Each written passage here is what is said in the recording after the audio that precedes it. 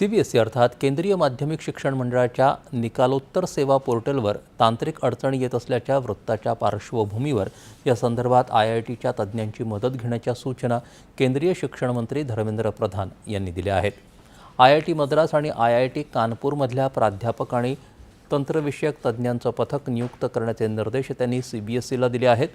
विद्यार्थ्यांच्या हिताला सर्वोच्च प्राधान्य असल्याचा पुनरुच्चार करत पारदर्शक, प्रभावी आणि विद्यार्थी-स्नेही प्रणालीसाठी CBSEनं प्राधान्यानं सुधारात्मक उपाययोजना हाती घेणं आवश्यक असल्याचं प्रधान यांनी म्हटलं आहे।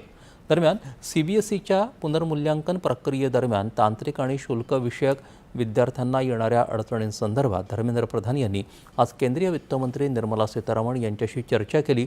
State bank of India, bank of Baroda, Canara bank आणि इंडियन बँक या सार्वजनिक क्षेत्रातल्या 4 बँका CBSEला पेमेंट गेटवे सुविधा बळकट करण्यासाठी मदत करतील।